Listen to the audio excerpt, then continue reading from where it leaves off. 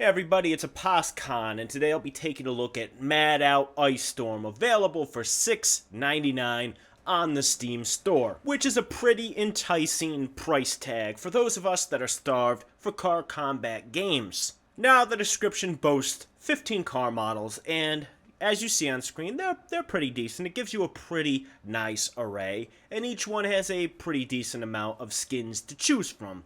So everything's good there. In terms of being an iOS port, the game offers all the basic PC options one would hope for. The game supports both a keyboard and mouse and game controllers, including the Xbox One controller. So, once again, everything's looking pretty good.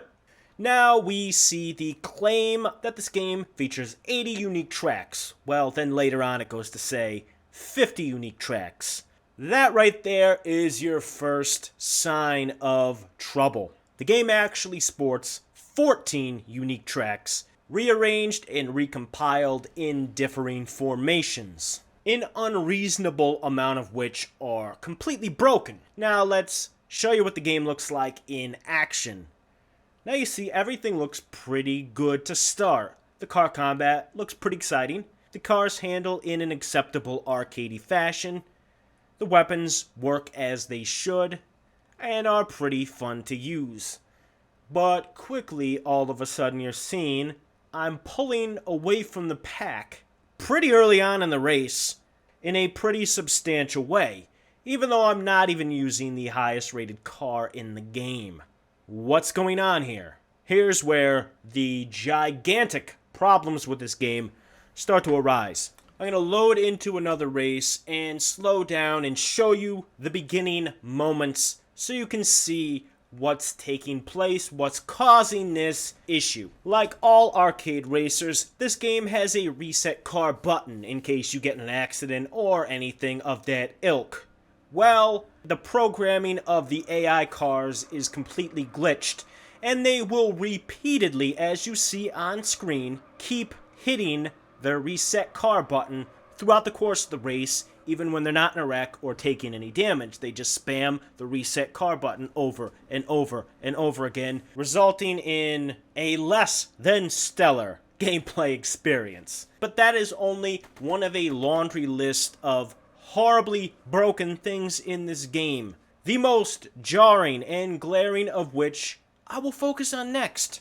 And that is the fact that many of these track variations aren't finished. Take this track, for instance. There is a checkpoint built right in front of an impermeable wall. Watch as the AI, the remainder of the course of this race, continually drive their vehicles over and over again into this brick wall. You wonder, what happens when you drive into this brick wall like the AI? Allow me to show you. Witness me fall out of the game world. And there is literally no way to complete this race. This track is unfinished. There are no avenues to take to actually complete a lap. Now you might be looking, you might be going, I saw an off-ramp to the left, and I saw what looked like a drivable passageway to the right. Allow me to explore both those. The ramp to the left, there's no checkpoint there. Watch me cross the finish line and keep an eye on the lap counter. Notice it doesn't change. I have not completed a lap going this way. Now let me go back around and show you the other passageway that you might think might be where the AI cars were trying to go. As you see, they're still piling up and running into that brick wall, and as I take that passageway, you notice that it leads to a dead end. That's right. As you see, there's no way to finish this race. Now, I try to present games in an equally positive and negative fashion. The pros and cons. It's impossible to do with this game because nearly everything is broken. Let's go back and look at the progression system. You notice as we look at the tracks, there's a star rating next to each track. One would assume, this being an arcade title, that you win races, you acquire stars, and you unlock the next track in progression along those lines. Well, no. The star system itself is completely and absolutely meaningless for two reasons. One, It just doesn't work. I've won races and received 1 star, and I've lost races and received 3 stars. 2, the game doesn't ever bother explaining to you what race type you're actually competing in. Judging by this menu, you would assume that every race is just a normal single race with weapons. That's not the case. There are other race types. I have absolutely no idea what they are because the game doesn't bother telling you what they are.